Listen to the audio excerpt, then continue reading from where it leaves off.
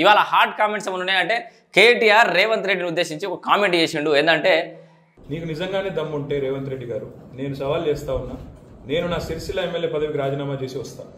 నువ్వు నీ ముఖ్యమంత్రి పదవికి, కొడంగల్ ఎమ్మెల్యే పదవికి రాజీనామా చేసిరా.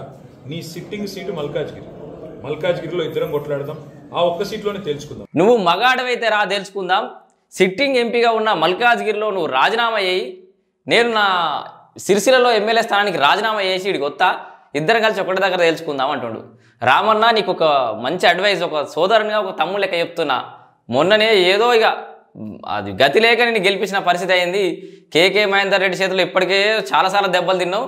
మళ్ళొకసారి రాజీనామా చేసినావు అంటే ఇక సిరిసిల్ల నువ్వు జీవితంలో మర్చిపోడే. నువ్వు కానీ మీ బావ కానీ ఆయన సిద్దిపేట లిడిచిపెడితే ఆయన పరిస్థితి అంతే, సిరిసిల్ల లిడిచిపెడితే నీ పరిస్థితి అంతే. ఈసారి ఏదో నేమంటారు చూడు, గుర్రాలన్నీ చచ్చిపోయిన రాజులు మిగిలిన అన్నట్టు మీరు ఇద్దరు ముగ్గురు అయితే మిగిలిరు, ఉన్న వాళ్ళందరూ ఎగిరిపోయారు మీ పార్టీలా. ఈ ఉన్న స్థానాలను కాపాడుకోరు, అనవసరమైన ఈ దాని ఏమంటారు సవాళ్ళు ఎందుకు, ఏం కథ కార్ఖానా. ఆయన ఈ కామెంట్ చేసుకుంటే ఇంకేమంటారు ఎరికైనా, మల్కాజ్గిరిలో గుండు సున్నా గెలిచింది బీఆర్ఎస్ పార్టీ, కాంగ్రెస్ పార్టీ, అట్లాంటి స్థానంలో రా అని అంటుండు. మరి కాంగ్రెస్ జీరోలు ఉన్న చాలా కాకుండా కాంగ్రెస్ బాగా గెలిచిన స్థానాలకు పోయి పోటీ చేయి మరిగా మగానివైతే.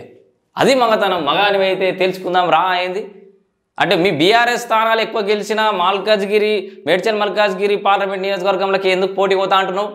మిగతా జాగాలో ఎందుకు చేత కదా? మరి ఇద్దరు కలిసి రాజీనామా చేసి ఒక న్యూట్రల్ ప్లేస్ పోండి.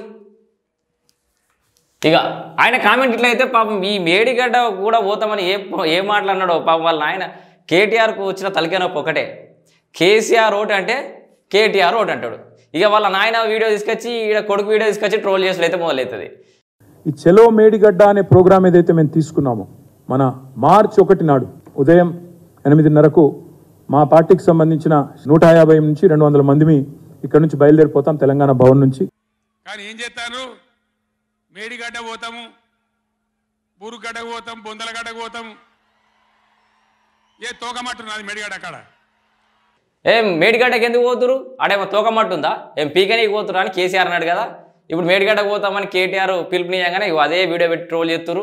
ఇక చాలా మంది అయితే మేడిగడ్డ కాదు మెంటల్ ఆసుపత్రికి పోవాలని చెప్పేసి కూడా ట్రోల్స్ నడుస్తున్నాయి ఫేస్బుక్లో. ఇంకొక యువకుడు అయితే ముక్కు నేలకు రాయాలి ఏమన్నాడంటే, మీరు బాజాప్తా ఓండి మేడిగడ్డకు పోయి మీరు చేసిన తప్పులను క్షమించాలని చెప్పేసి మేడిగడ్డ కాడ బీఆర్ఎస్ నాయకులందరూ ముక్కు నేలకు రాయాలని చెప్పేసి కూడా ఆ యువకుడు అన్న పరిస్థితి.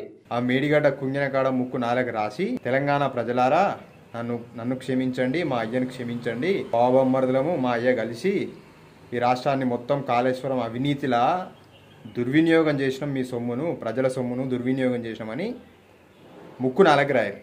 ఇక ఈరోజు విషయాలు ఇంకా ఏదైనా హైలైట్ విషయం ఉందా అంటే డిఎస్సికి సంబంధించి ఇది మరి మెగా డిఎస్సి అనన్నా నార్మల్ డిఎస్సి అనన్నా జనాలే నిర్ణయిస్తారు. ఎందుకంటే పోస్టులు అయితే తక్కువనే వేసినట్టు కనబడుతుంది.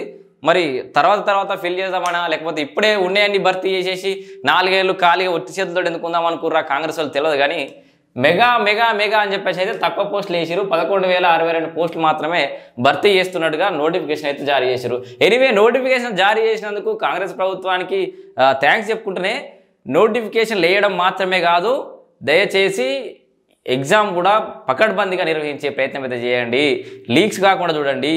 ఈ భర్తీ ప్రక్రియ పూర్తయ్యే వరకు ప్రభుత్వం చాలా జాగ్రత్తగా ఉండాలని చెప్పేసి కూడా కోరుకుంటున్నాను. ఎందుకంటే గతంలో వాళ్ళ హయాంలో కదా పేపర్ లీకులు అయ్యి కింద గోల్మాల్ అయిపోయి నియామకాలన్నీ గందరగోళమైన పరిస్థితిలో ఇప్పుడు కూడా మిమ్మల్ని గందరగోళం నెట్టేసే ప్రయత్నాలు ఎన్నో జరిగే అవకాశాలు ఉన్నాయి. కాబట్టి దయచేసి ఈ మెగా డిఎస్సి అది అని మీరు ఏదైతే రిలీజ్ చేసారో ఆ డిఎస్సిని కూడా పకడ్బందీగా నిర్వహించాలని చెప్పేసి కూడా చాలామంది అందరి పక్షాన కూడా కోరుకుంటున్నా. ఇంకా దీంతో పాటు ఒక కామెంట్, నేను గతంలో కూడా చాలా వీడియోలో కూడా చెప్తూనే ఉన్నా, మరి దానికి సంబంధించి ఎవరైనా ఉంటే రెస్పాండ్ కాండి. ఈ అంశం మీకు ఎవరికి ఐడియా ఉన్నా కూడా రెస్పాండ్ కావాలి దయచేసి. ఈ ప్రతి కామెంట్ తెలంగాణ సీఎంఓ పేజీలో ప్రతి పోస్ట్కి సంబంధించి కింద కామెంట్ చేస్తున్నాడు బాబ్జీ ఖాన్ అనే వ్యక్తి. ఆయన నేను కాంటాక్ట్ చేసే ప్రయత్నం చేసినా కానీ దొరకట్లేదు. మిగతా వాళ్ళు ఎవరైనా ఉంటే, respected CM sir, kindly reallocate distributed contract lecturers in govt degree colleges and save our life sir అంటుండు. మా జీవితాలు కాపాడమంటుండు. డిస్ట్రిబ్యూటెడ్ కాంట్రాక్ట్ లెక్చరర్స్ అట. వీళ్ళకి సంబంధించిన సమస్య ఏముంది? మీరు ఎవరైనా ఈ డిస్ట్రిబ్యూటెడ్ కాంట్రాక్ట్ లెక్చర్లకు సంబంధించిన అంశం ఐడియా ఉన్నోళ్ళు కానీ ఆ బాధ్యత కానీ ఎవరైనా ఉంటే దయచేసి కామెంట్ చేయండి. కామెంట్లో మీ మొబైల్ నెంబర్ పెట్టండి, నేనే మిమ్మల్ని కాంటాక్ట్ చేస్తా. ఆ విషయాన్ని పబ్లిక్ డొమైన్లో తీసుకెళ్లే ప్రయత్నం అయితే నేను చేసే నా శక్తి మేరకు నేనైతే చేస్తా. సో ఇది ఓవరాల్గా ఇప్పటి వరకు ఈ టైం వరకు ఉన్నటువంటి హైలైట్ పాయింట్స్. మరిన్ని హైలైట్ పాయింట్స్తో మళ్ళీ మీ ముందుకు. Until stay tuned.